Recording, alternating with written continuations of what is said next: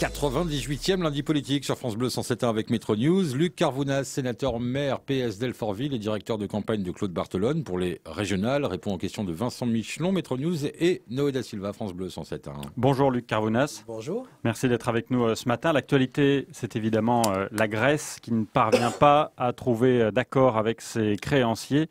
Est-ce qu'on n'est pas un petit peu en train d'humilier le peuple grec? Ce n'est pas le sentiment que j'ai.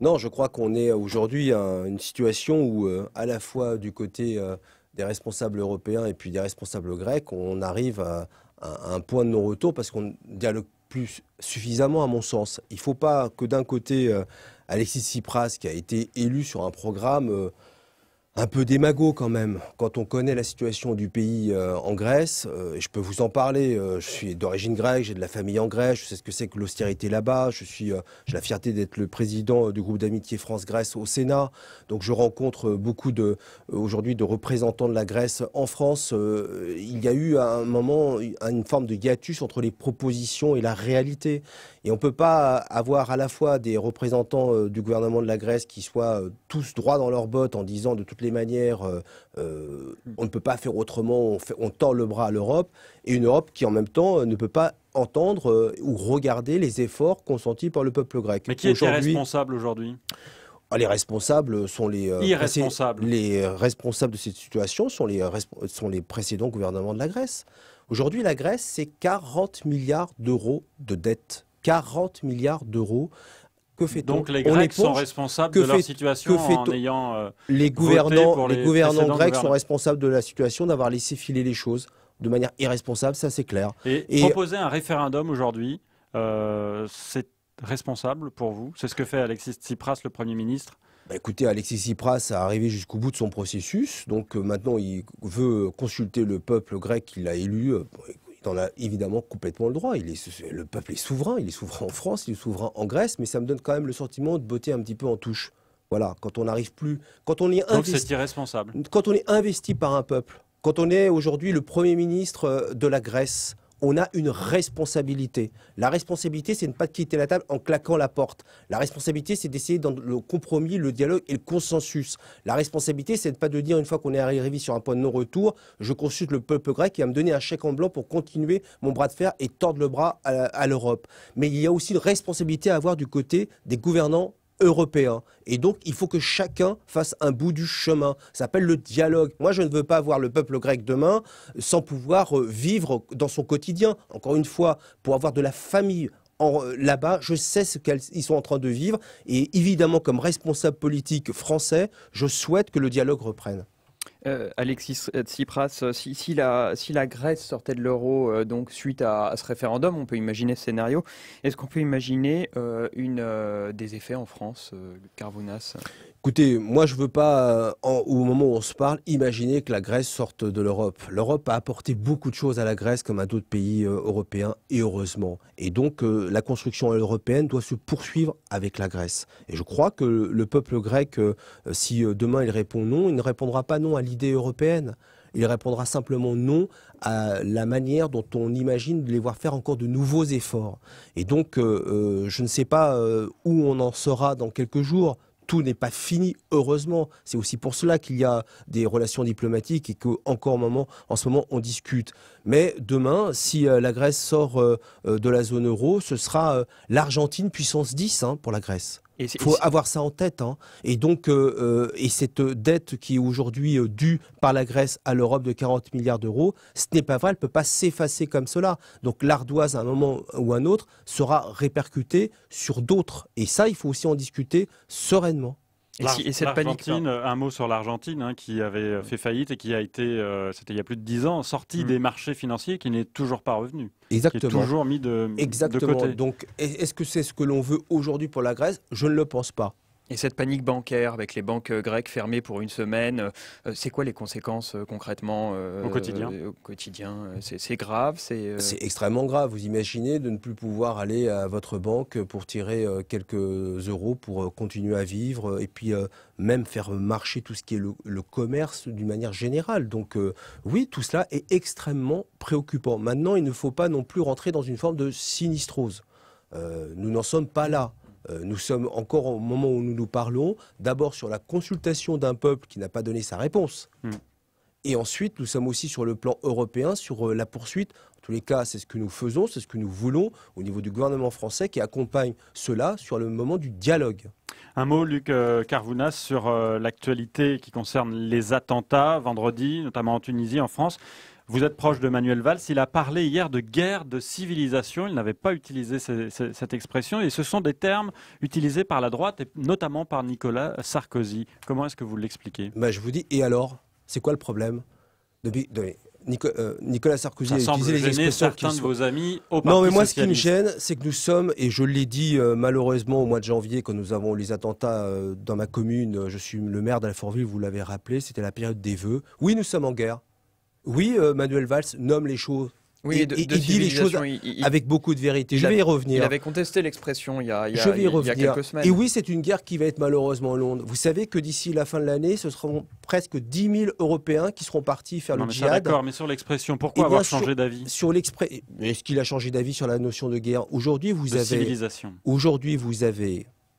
de l'islamo-fascisme qui veut venir détruire nos civilisations, que ce soit la civilisation arabo-musulmane. Regardez ce qui s'est passé en Tunisie. C'est bien un terroriste qui est venu mettre à mal à la fois la nouvelle démocratie tunisienne, à la fois l'économie tunisienne, pour lui mettre un genou à terre. Et cet islamo-fascisme est aussi en train de venir dans notre pays pour venir faire en sorte qu'il y ait une montée de la radicalité contre l'islam. Ce n'est pas une guerre de religion. Oui, c'est une guerre de civilisation contre cet islamo-fascisme. Luc Carvounas, vous êtes donc le directeur de campagne de Claude Barthelone, donc le candidat socialiste au régional en Ile-de-France. Pour l'heure, il n'est pas favori dans les sondages. Comment vous allez inverser la donne dans les 6 mois qui restent avant le scrutin ? Vous avez raison, nous ne partons pas vainqueurs sur le papier. Nous sortons d'élections intermédiaires qui ont été mauvaises pour la gauche française en général, catastrophiques au municipal, plutôt pas trop mauvaises, enfin moins bonnes au départemental. Et c'est sûr qu'aujourd'hui, la dynamique, elle est du côté de la droite républicaine. Mais moi, je ne me résous pas avec Claude Barthelone, qui est notre candidat, qui a rassemblé toute sa famille socialiste. Ce n'était pas écrit sur le papier, nous partions sur une primaire. Et puis, il a donné sa disponibilité. Et chacun, que ce soit Jean-Paul Huchon ou Marie-Pierre de la Gontrie, la première qui l'a faite d'ailleurs, se sont ralliés à sa candidature. Et ça a été tout un mouvement derrière Claude Barthelone. Et c'était rassurant de voir cela, galvanisant de se retrouver après 2000 militants à Créteil, le 16 juin dernier. Et donc, on voit bien que nous sommes dans cette dynamique de vouloir nous rassembler au sein du PS. Au sein de la gauche. Quand vous voyez à droite Valérie Pécresse qui fait un accord, en tout cas les Républicains font un accord avec l'UDI, ce qui pourrait arranger Valérie Pécresse et ne pas avoir de candidate UDI en Ile-de-France. Est-ce que vous ne regrettez pas de ne pas réussir à faire la même chose à gauche ? Maintenant, Valérie Pécresse a un nouveau boulet au pied qui s'appelle Chantal Joanneau, qui dit que Jean-Christophe Lagarde a plombé sa campagne pour ses raisons personnelles et politiques pour sa carrière. Donc, je laisse à l'UDI leurs problèmes internes.